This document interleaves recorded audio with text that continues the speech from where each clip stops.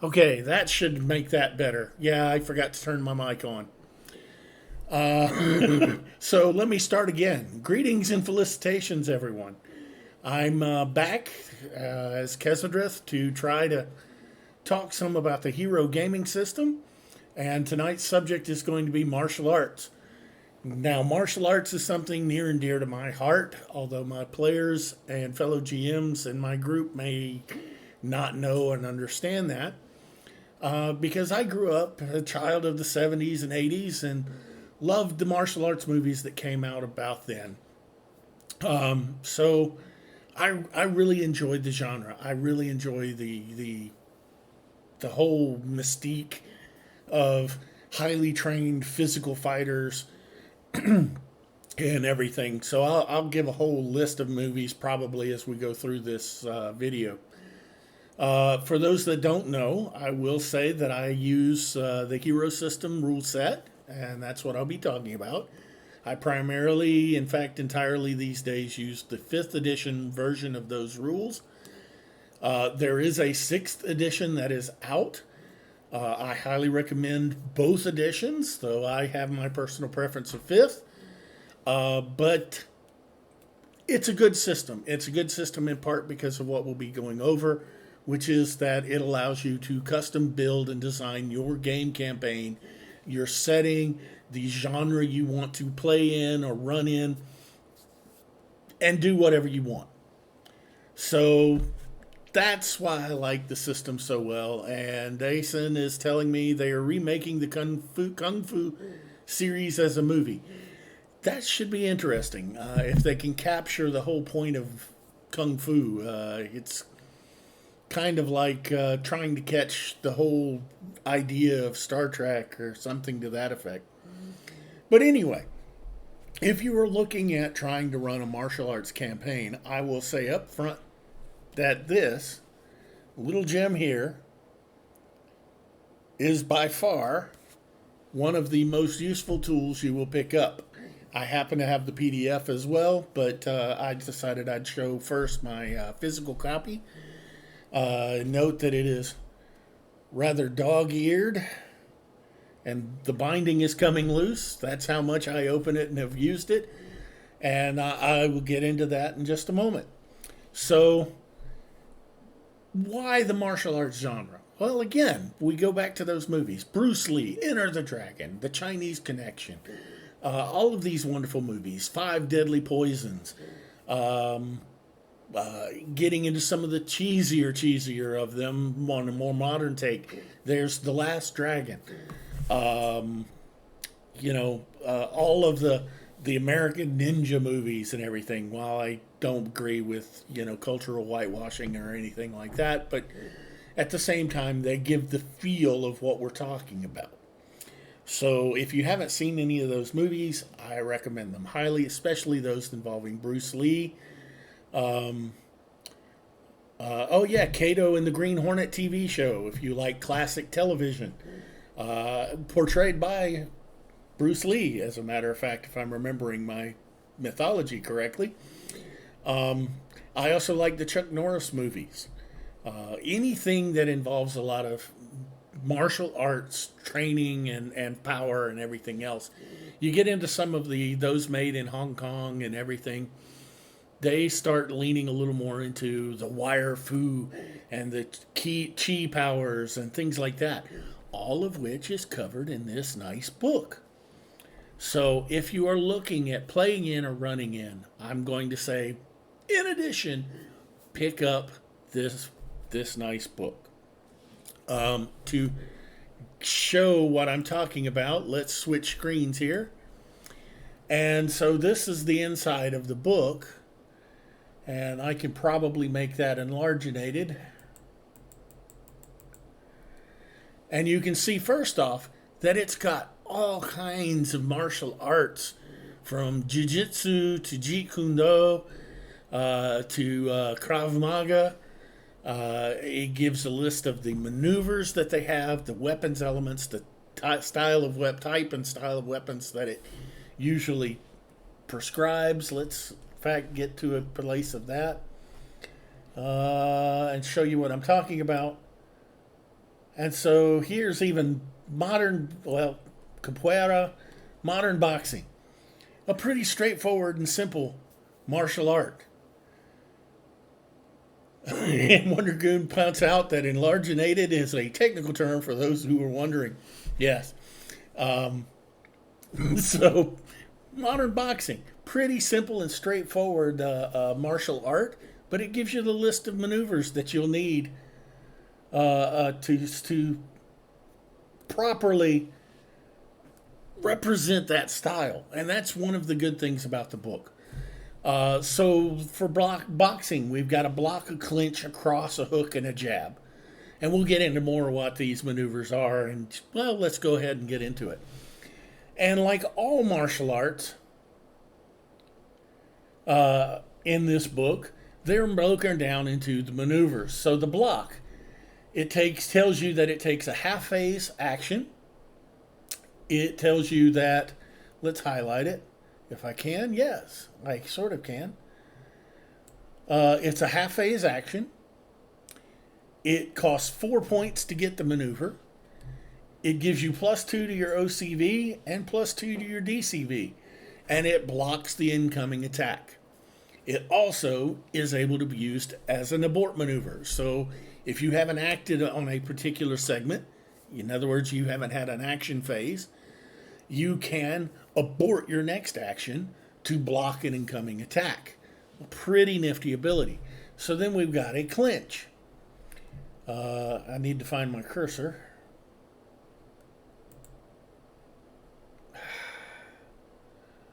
There it is. So a clinch. This is what happens when you get on a live stream, folks. Is another half phase action. It only costs 3 points. Gives you -1 to your OCV, so it's harder to hit with this maneuver. And it's -1 to your DCV. When you use it, you're setting yourself up to be more easily hit. It grabs 2 limbs, though. So your target has their limbs bound if you succeed in this attack. And you have +10 strength. You add +10 to your strength to hold on. So you might see how this is an important maneuver, because especially if you're dealing with normals and you've got, say, a 15 strength, to hold this person in place and bind both of their arms, you've got the effectiveness of a 25 strength. They're rolling 2d6 to break out. You're rolling 5 dice to hold on. Holy cow. So then we can go on and on and on. But this is a fairly common breakdown of a martial arts maneuver. There's the number of phases it takes, the character point cost of the maneuver, the OCV and DCV advantage that the maneuver gives you, and then the damage or effect. So you can see that a lot of them are strength +2d6 or strength +4d6, or just a strength strike. So, yeah, pretty simple and straightforward. So I'm going to switch now. Wonder Goon, we put in the in the chat the link to pick up the own copy of the martial arts Ultimate Martial Artist. It's at herogames.com. The store product $4.92, the Ultimate Martial Artist 5th edition PDF. So again, if you're interested in this type of campaign, this type of game, or this type of character, it's a good resource to have. So like I said, or was saying, let me find my cursor, there it is. Let's switch over to my other favorite Hero System tool, Hero Designer Software. Best $25 if you want to get into this game system you'll ever spend. So definitely something you want to look into. Picking up, it's again at the Hero Games store. So can't emphasize it enough. It takes a lot of the crunchiness out of the system. And that's what scares a lot of people off about Hero is it's very crunchy. It's very numerically intensive. So let's try starting out with a new character. We'll use 5th edition rules and we'll make him heroic, because for the most part, most martial arts games are going to involve normal characters. I've not even heard of a truly super martial arts campaign. Although I say that, and with the addition of key powers, which we'll get into, you can really get into the superhero levels. So keep that in mind. So over here is the martial arts tab. So since that's what we're interested in, that's what we'll go to. And key things about it, you can put +1 to hand damage. That's damage class. So you can make your martial arts even harder hitting by adding a damage class. So what do you do with that? Click on it, and for 4 points, all of your martial arts maneuvers I usually make it where it's under a particular, you buy it for each martial art you know, or your character knows, I suppose. I make you buy damage classes for them independently. That's not the rules as written. I think damage classes are supposed to apply to everything hand to hand. I don't agree with that. I think that's a little too loose for 4 character points. So I like making damage classes apply to particular maneuvers or particular martial arts. Then there's +1 ranged damage class. There are ranged martial arts maneuvers, as you see by this tab. We'll look at them in just a moment. And then there's the custom maneuver. I definitely want to look at that again in a moment. First, let's go to hand. Holy cow. So you've got all kinds of maneuvers you can put into a martial art. And that is, again, where this book comes in handy, because it gives you a list of martial arts and their maneuvers. So you can kind of make educated guesses about these things. Sometimes it is a guess. To put it bluntly, they actually name a lot of the maneuvers under certain of the martial arts styles. And so you've got to come in here and look at the point cost and the effects of the maneuver, and kind of figure out which maneuver they were, but they named it something else. So here's Wonder Goon's got a question. Interesting. Do you apply a limitation to the cost of damage classes for it to apply to one style over another? Well, to me, there's already a limitation in that damage classes are normally 5 points, and damage classes here are only 4. That said, yes, I would consider at least an argument, especially if you had a limited, like modern boxing, a very limited set of maneuvers. That's definitely a limitation because of the small number of things that it'll apply to. For a martial art like capoeira or wushu, also known as kung fu, I would not make that. 4 points seems a reasonable cost to increase your damage class with what could be an arm's long list of maneuvers. Basically, you're not limited in what you can do with it. So, yes, depending on the martial art, I would let that be a limiter. So keep that in mind, fellow GMs. You may want to allow a limitation on damage classes. You may not want to apply any limit on them at all. They increase hand-to-hand damage, period. Which is, I think, what they're supposed to do. I just think that's a little overreaching. So, for 4 points, yeah. All right, so let's look at a couple of maneuvers, though. There's my cursor. I need to color it black or something. I need to figure out how to do that. Anyway, so let's look at defensive strike. And so it pops up with this nice little box, and you can see display, you can change its name. Why might you want to do that? Back, because you might have a back kick or something instead of or a elbow strike. And so you may want to name the maneuver for what it is instead of just generic defensive strike. So keep that in mind. Type, empty hand or weapon. Each martial art has to come originally with a weapon or a hand-to-hand attack, or your empty fist, unarmed, that it is used by. We'll get into how you can add things, because obviously somebody with karate can punch you or use that strike and a staff, together or something like that. So keep that in mind. We'll get to that, how you add these things in a moment. So this defensive strike takes a half phase action, gives you +1 to OCV, +3 to DCV, and hence its defensive nature. And it's a 3d6 strike, so it's strength +1d6.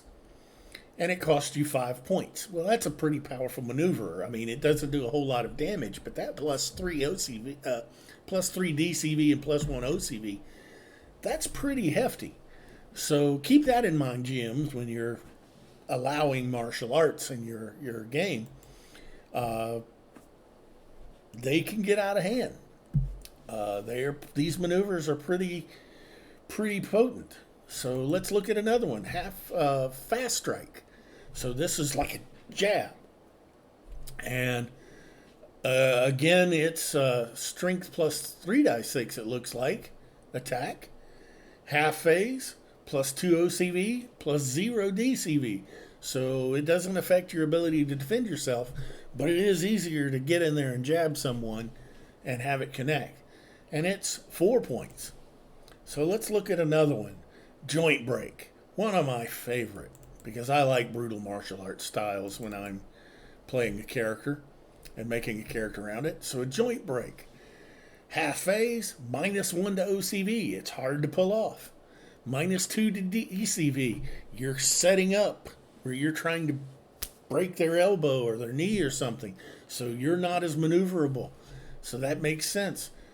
You grab one limb, and it's an HKA of 1d6 -1 to disable the limb.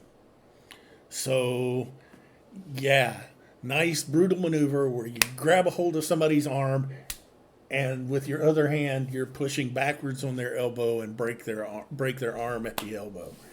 It's a joint break. It's nasty. Quite effective, too. And it's 5 points to reflect that. So, yeah. I should mention, since that was an HKA, on HKA maneuvers, it takes 2 damage classes to raise a killing attack, a martial killing attack, by 1 damage class. So, in other words, you'd have to spend 8 points to increase that 1d6 -1 joint break up to a full 2d6. Or to a full 1d6. Sorry. Man, my brain. Brain. All right, so let's look at one more before we move on to some other aspects of it. Let's look at, sorry about needing to clear my throat, folks. Let's look at a nerve strike, because it brings up a different type of damage. So a nerve strike is like, a strike to a nerve cluster or something where it inflicts intense pain on your target. And so you're at -1 OCV because you've got to hit precise location. But you're at +1 to your DCV because you're moving around trying to get in there. And it does 2.5d6, no normal defense. So it's a stun-only attack, but it's not one that can be blocked by anything save hard armor, in this case, or something to that effect, something that covers and makes your nerve locations where they can't be gotten to. So a nerve strike allows you to do no normal defense damage.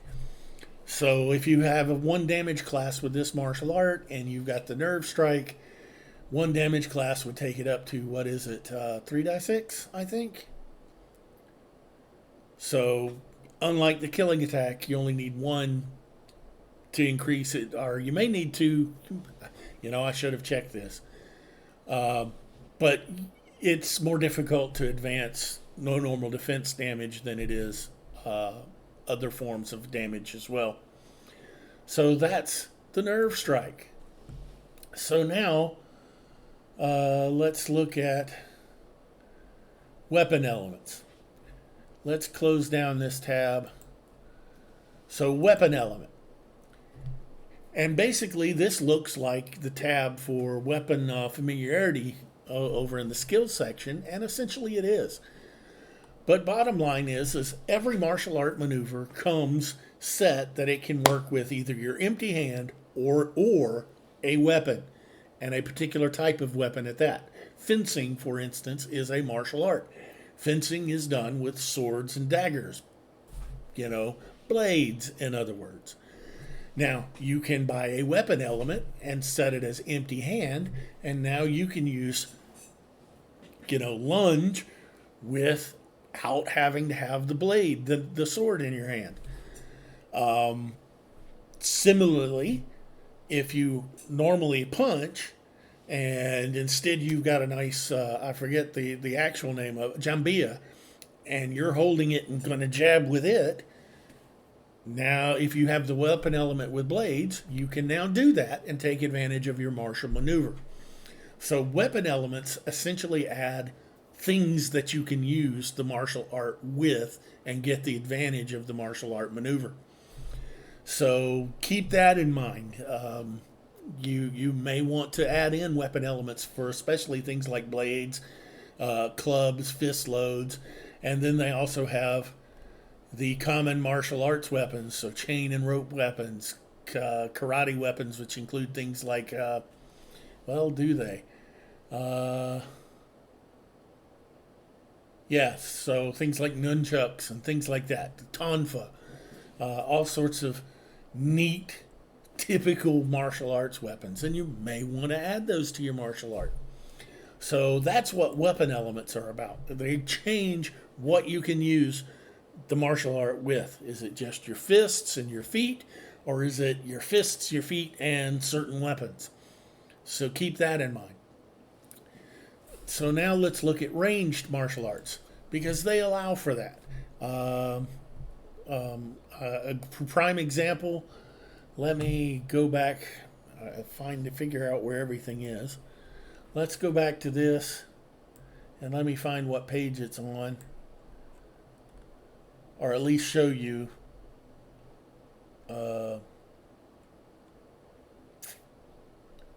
fictional martial arts, ranged martial arts. I'm not seeing what I'm looking for. I should have looked it up for center. I'm sorry. But there's a Japanese art with the bow. I forget what it's called. It's been a long time since I've worked with this type of thing. So there's martial arts maneuvers for the fact that you are better than just able to pull the bow and shoot and hit a target. You're able to do a far shot. You can, with a +1 to your OCV but a -1 to your DCV, and you get +4, so Zen archery essentially, yes, Wonder Goon. And you do the weapons damage, and you get +4 to your range modifiers, because from 0 to 4 you have no modifier. From 4 to 8 game inches you have -2, I think it is. So you start racking up penalties for making ranged attacks based on the range. And remember, a game inch is 2 meters, so this is pretty liberal that you can get out to 8 meters with no penalty and considered kind of a point-blank shot. So keep that in mind. But for this far shot, it's 5 points. Let's look at another one. Offensive range disarm. 5 points again, but you're +1 to your OCV, -1 to your DCV. You're also a little better at range with +2 to range modifiers. You disarm the target and +2 damage classes to the disarm. So bottom line, to disarm at a range, you do the weapons damage and then +2 damage classes. So you can basically knock a weapon out of someone's hand at range with this martial arts maneuver. Notice that these have a special effect you can add, but you don't see anything anywhere in here about weapon element. That's because all ranged martial arts maneuvers have to be done with a weapon. Sorry, just because you can you're a good sniper with a rifle and use Zen riflery does not mean that you can punch better. And it doesn't matter how much training you get or do, it's not going to help. So there is no weapon element available for the ranged martial arts, or rather, you can make it apply to different weapons. Like if you had, as we're terming it tonight, Zen riflery, you could set it up where originally it was with rifles only, but later you add the weapon element for shotguns or pistols, and you can use your ranged maneuvers then with those ranged weapons. You're just not going to get a benefit of, you're not going to be able to add weapon element empty hand to a ranged martial art. So that goes with that. So we got one more point I really want to cover with you before I just get into some of the aspects of running a campaign, a story with a martial arts background. And that is custom maneuver. This is probably something tricky enough that you don't want to go out on the limb and try it out, but you can make up your own maneuvers. So as you can already see, it's a very complicated box. But you can set the cost. You can determine whether it's empty hand or weapon maneuver. You can set the phase. So is it a half phase action? In other words, you can do a half move and attack. Or is it a full phase so that you've got to, like a move through or move by, you get your full movement, but you're also attacking in there? Or is this attack just flat out such a drain on your time and resources that it takes a full phase to pull it off? Or is it a 1+1? This is like the haymaker maneuver that you already have, your character will already have access to. It doesn't land until the segment after your phase. So you set it up, and then after the next segment, it actually goes off. And then there's variable. Variable means it can take one phase, or it can take 3, or however many. Then you can set your OCV and DCV penalties, or bonuses. So you can see how that goes up and down. You can do the range modifier. So if it's empty hand, it's not going to have a range modifier. And if it's a weapon, you can add a range modifier to it. -1 means no range. So keep that in mind. All right. Damage type. Once again, we can use strength, or no damage, strength damage, normal damage, killing damage, NND, or flash. Flash damage? Yep, you can do a boxing of their ears. So, you can set up this maneuver. Damage classes. This is the important one to watch out for because, well, this adds to your strength damage if it's a normal damage attack. And the effect lists, is it a strike? Is it grab 2 limbs and whatever? You get to put that in there. So again, this is a complicated tool. You have access to it, but I've never used it. I've never not had a maneuver come up that wasn't in this category somewhere. So this is something that's there in case you need it, in case you come across something. But in the end, how do you decide the point cost?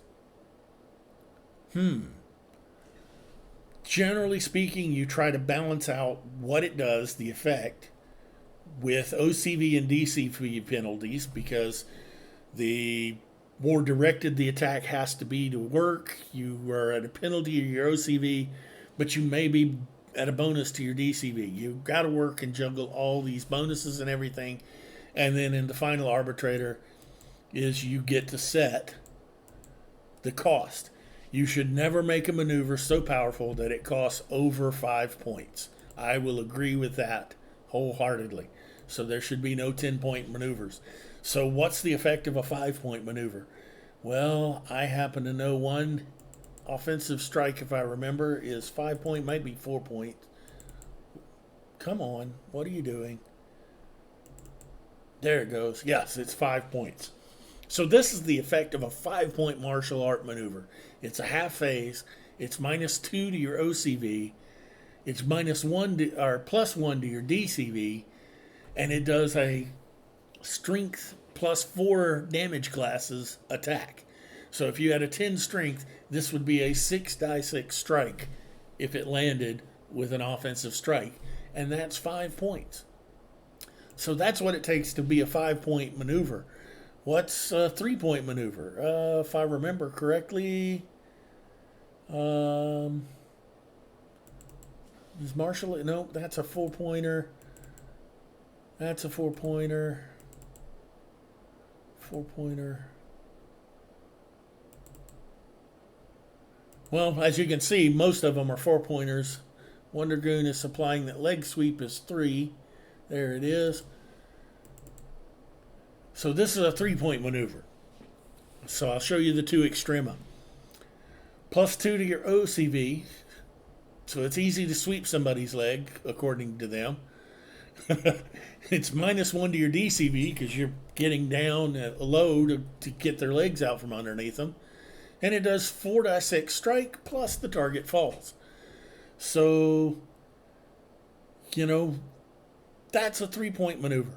It gives you a pretty good bonus to your OCV, a slight disadvantage to your DCV, and does a basic effect and damage. So those are the two extremes to give you some idea. And Wonder Goon is pointing out that that's the best 3 points that a martial artist can spend. I think that might have something to do with the fact that he had a martial artist character, Keep My Brick, who was essentially party hit points, by the way, out of the fight, because every time my character would get up, he got leg swept. So I can see why Wonder Goon thinks that's one of the best martial arts maneuvers is the leg sweep. So, what style and types of martial arts campaigns can you get into? I'll end the video on that. And the answer is the imagination is your limit. You can do something that's fairly grounded and based in reality. So that would be something, let's see. I'm trying to think of something. I can't think of any of the movies that would do that because most of them involve some level of key powers. So what am I talking about? Remo Williams. He grabbed up a twig and twisted it in his fingers and set it on fire and dropped it. Boom, the whole place goes up. So that would be a key power, some ability to focus your inner strength onto this poor little stick and set it on fire. The Last Dragon, Barry Gordy, I think it is. The Last Dragon is the full title. Bruce Leroy Green, the main character, is able to catch a bullet with his teeth. And they get the glow where they do more damage than normal when they get really into the frame of the martial art and its philosophy and everything. Bruce Lee movies. Come on. Bruce took out 20 or 30 people. We like to make out like that's perfectly within the realm of possibility with Bruce Lee. But I have my doubts. 20 guys rush you. I think you're going down.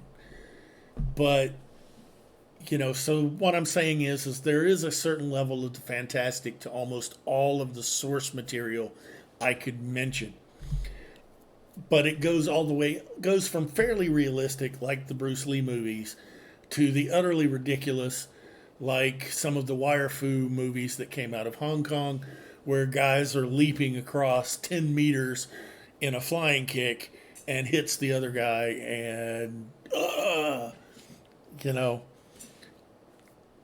there's utterly fantastic. There's Mr. Miyagi with his and healing damage to Daniel's knees, from the Karate Kid.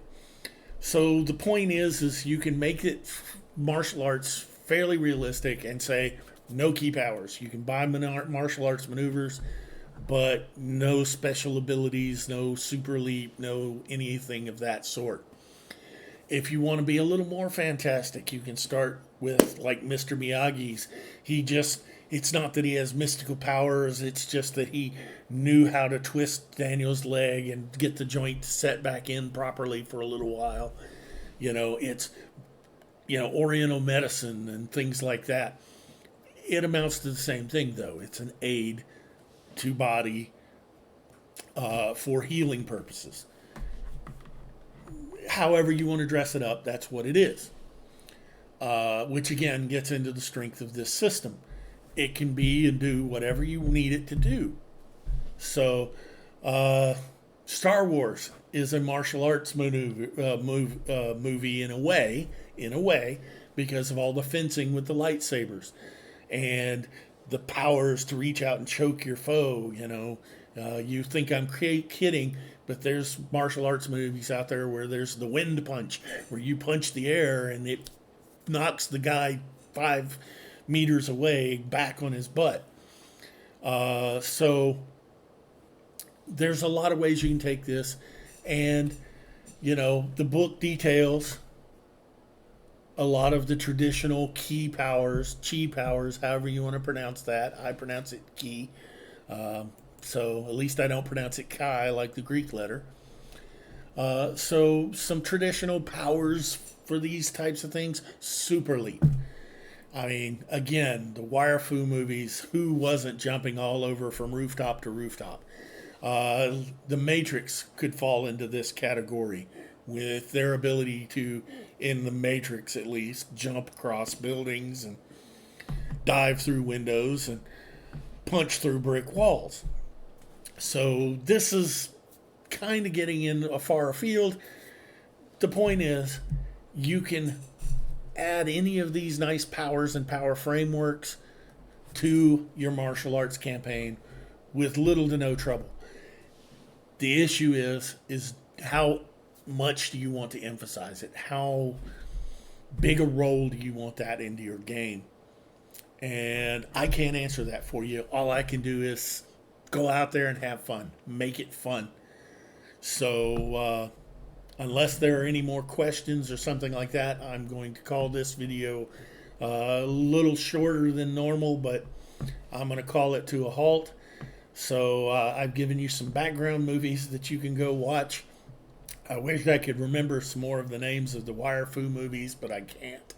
I just remember one of my favorite, which is the 5 Deadly Poisons, or 5 Deadly Venoms, I think is the more appropriate title. Just some good movies. Anything by Bruce Lee. Most of the stuff by Chuck Norris, The Octagon. Just, there's some really good movies out there of this genre. And as much as I've wanted to play in a game, I've never had the opportunity because, well, there it is.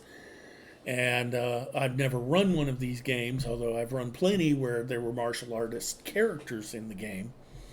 But I've never run one that focused on martial arts.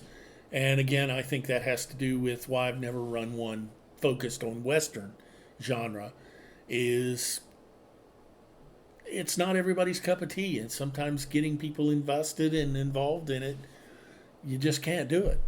And I haven't been able to talk one up well enough. Hopefully you'll have better luck, because it's a really wonderful genre with a lot of good source material out there. Anyway, it doesn't seem that there's any questions. So with that in mind, I'm going to close it out and say good night and happy gaming, and hopefully this meant something to you. If there are any questions, please leave them in comments when you see this on YouTube, and I will get back to answering them. If you've got something you would like to see me talk about and handle on one of these streams, by all means, leave that in the comments. So, on that note, I will shut up now and again say good night, folks. Have a good one.